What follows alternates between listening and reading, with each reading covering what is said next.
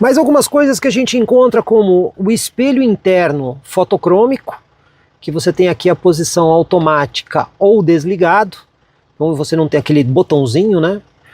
Os parassóis, você pode ver com tampa iluminação em LED, tanto motorista quanto passageiro.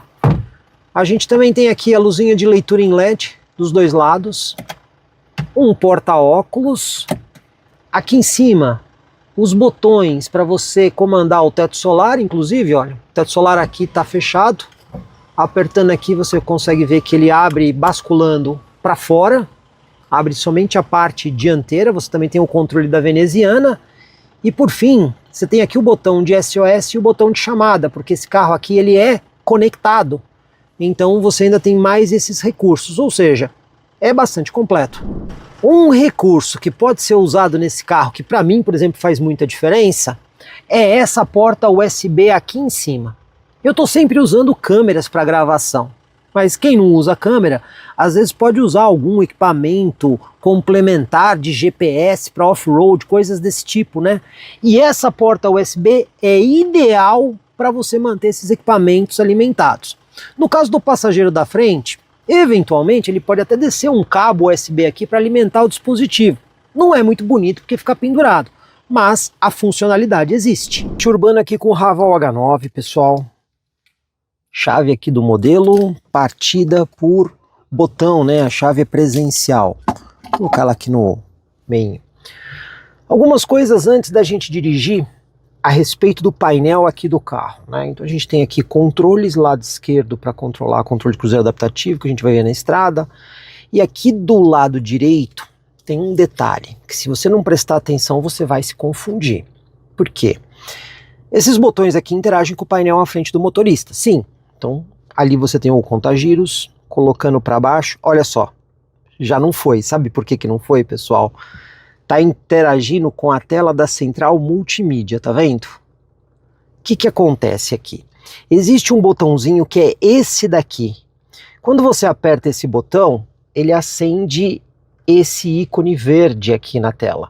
Quando o ícone verde está aceso aqui na tela, aí o botão vai controlar o painel à frente do motorista. Tá vendo lá, ó? Então, rotação do motor, computador de bordo aqui após a inicialização, após a restauração, esse aqui é o que eu consigo resetar. Você também tem ali o consumo instantâneo, pressão dos pneus e o nível do Arla, né? Além do diesel, esse carro tem o Arla e mostra ali o nível, como é que tá o tanque do Arla. Colocando para o lado, você tem ali informações que se tiver alguma coisa errada com o carro aparece aqui. Conexão com o smartphone, e aqui você consegue alterar os modos do painel entre o modo clássico e o modo off-road. Agora, eu estou mexendo aqui no painel, eu quero interagir com a central multimídia, aí eu tenho que apertar esse botão, desativar esse ícone verde, e aí a função que eu passo a controlar é volume do multimídia ou atender e encerrar a chamada quando conectado.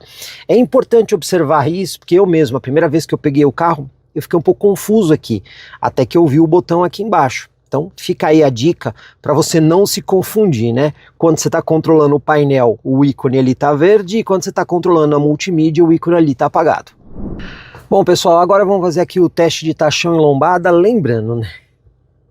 É básico esse teste para esse carro.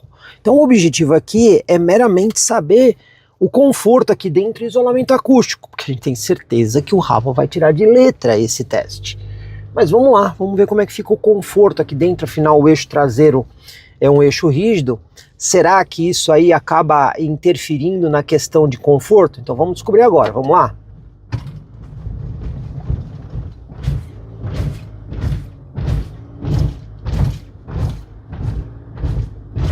Olha, bom isolamento acústico, e eu vou até dizer que eu me surpreendi com o conforto aqui dentro. Eu estava esperando que o carro pulasse mais, mas não, foi até que macio, considerando o tamanho do carro e o peso do carro. Me surpreendeu. Agora a lombada aqui a 30 por hora, vai tirar de letra, mas o que a gente quer saber é o quanto chacoalha e quanto barulho faz. Não fez barulho nenhum, carro silencioso, passou com tranquilidade na lombada. Vamos de novo, na segunda lombada 30 por hora. Novamente, só para ter uma ideia aqui de... ele não chacoalha tanto. Já passamos com outros carros de volume grande como esse, e o que acontece, né? O carro passa numa boa, mas balança bastante. Aqui o acerto de suspensão está se mostrando muito bom. Piso desnivelado agora.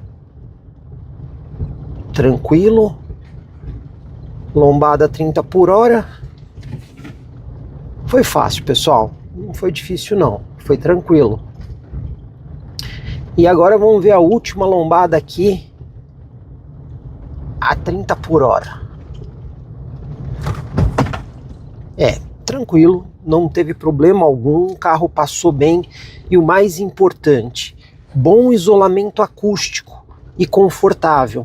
Isso é uma coisa que merece destaque aqui nesse modelo.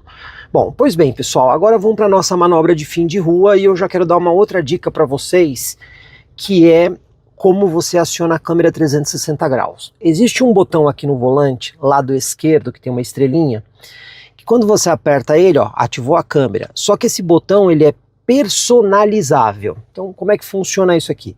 Você aperta e segura o botão, ele vai abrir aqui todas as funções que você pode utilizar.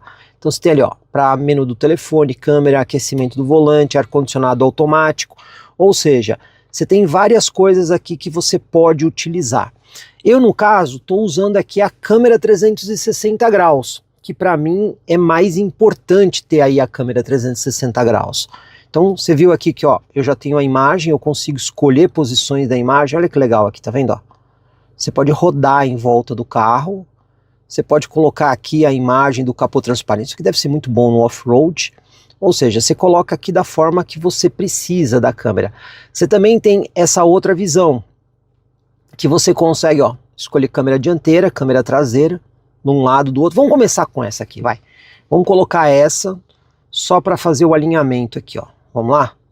Ó, ele saiu da câmera, mas vamos colocar de novo ali para ver o alinhamento. Ele tem um sistema automático que à medida que eu viro para um lado ou para o outro, ele troca para a câmera, que é aqui a visão inteligente. Pronto, deixa eu desligar aqui a visão inteligente para ele ficar na câmera que eu escolhi. Tá vendo, ó? Então, o pneu tá absolutamente alinhado ali com a guia, tá vendo? Então eu tenho aqui as visões diferentes que eu consigo utilizar de forma bastante simples. Então vamos lá. Vamos agora fazer a nossa manobra aqui de fim de rua. Vamos ver como é que o carro se comporta aqui. Olha só, aqui é o nosso ponto de referência.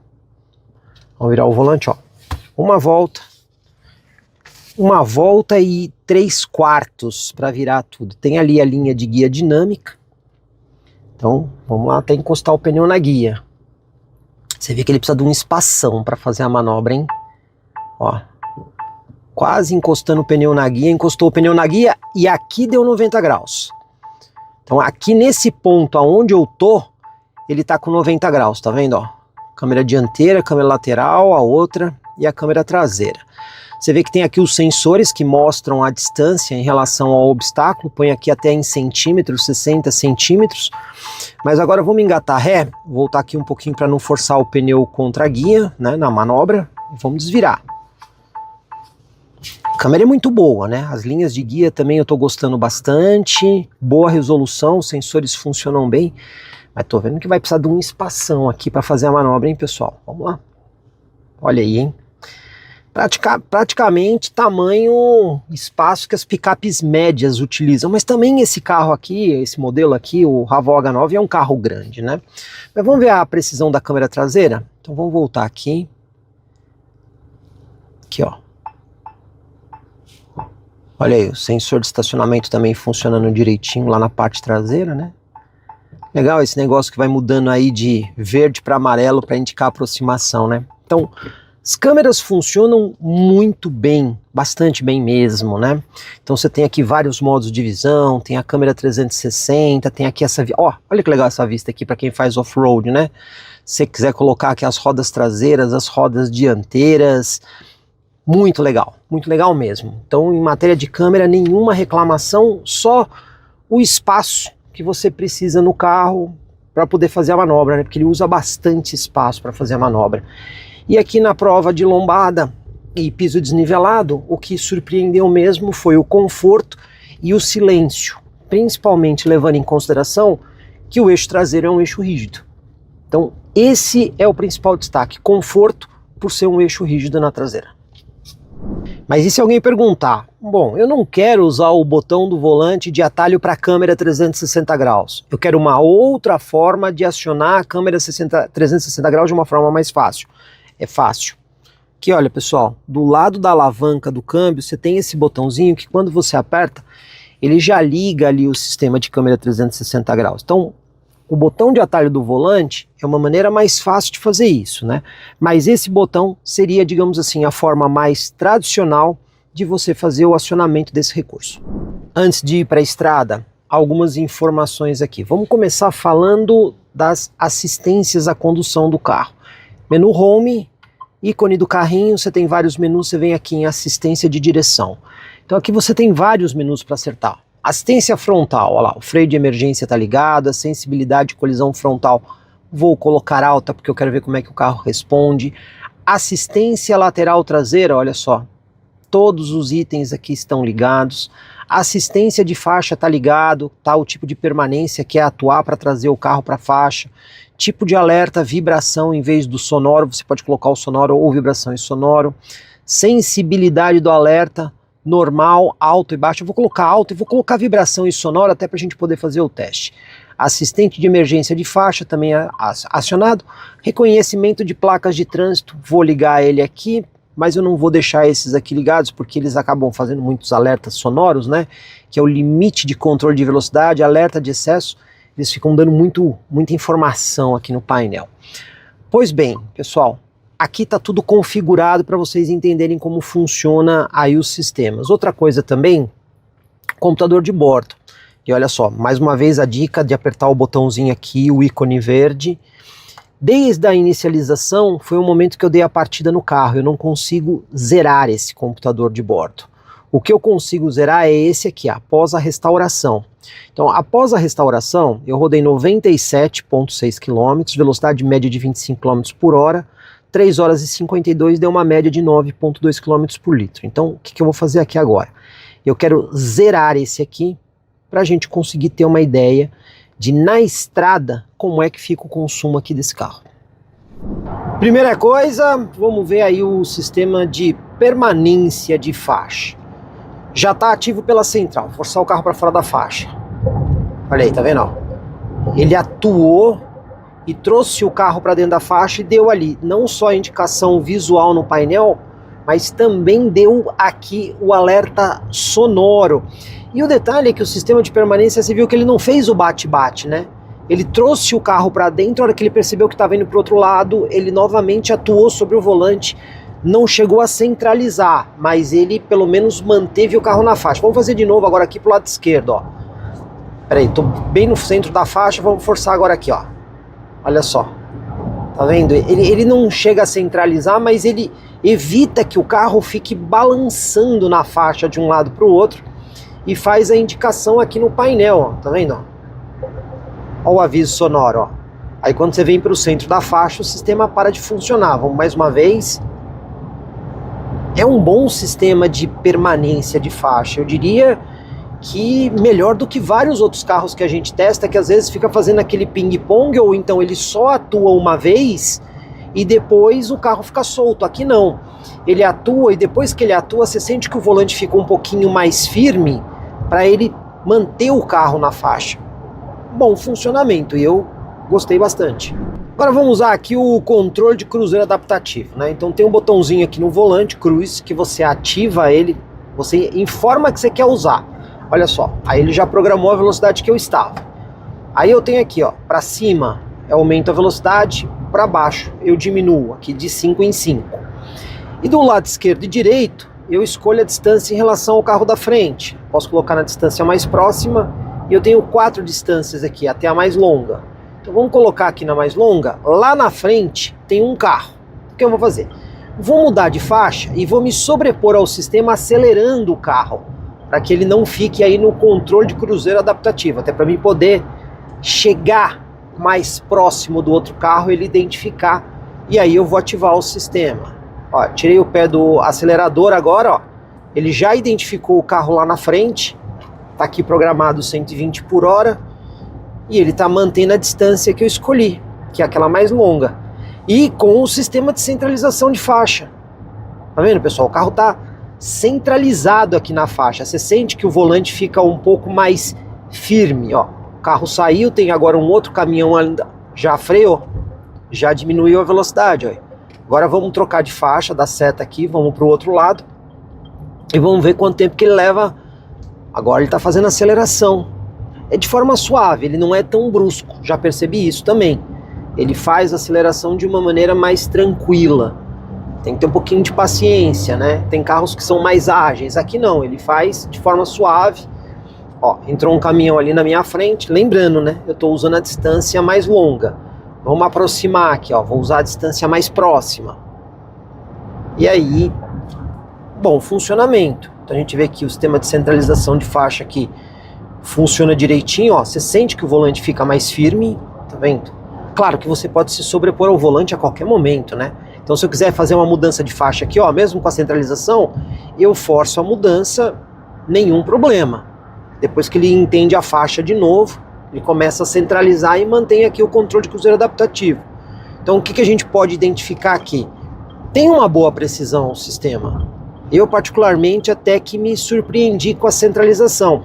Apenas o controle de cruzeiro adaptativo, né, quando o carro sai da frente, ele leva um tempinho a mais. Ele é um pouco lento na resposta, mas, digamos assim, do ponto de vista de segurança, talvez isso aqui seja até melhor. Apenas os motoristas mais ansiosos vão sentir falta de uma resposta mais rápida. Mas o importante que é manter a distância e centralizar na faixa, aqui funciona muito bem. Concluindo aqui o nosso teste rodovia, vamos dar uma olhada na média? Olha só, foram quase 17 km, 76 km por hora de velocidade média. A gente teve ali 13 minutos de condução e o consumo foi bom, né? Para um carro desse tamanho, 11,8 km por litro de diesel. E vamos lá, nossa aceleração aqui de 0 a 100. Esse carro não tem modo esporte de condução, então a única coisa que eu posso fazer aqui é desligar o ar-condicionado para roubar menos potência. E a largadinha estolada, né? Freio e acelerador e saindo. Não cantou pneu nem nada, então não precisa desligar o programa de estabilidade. Vamos ver. Chegando nos 90. E a gente conseguiu usar a 100 em 12,78. Você vê que assim, não é tão rápido, né? Comprecar é ideal para quem quer vender. Comprecar é ideal para quem quer comprar. Se precisou vender ou comprar, acesse hoje mesmo Comprecar. Acesse comprecar.com.br. Comprecar.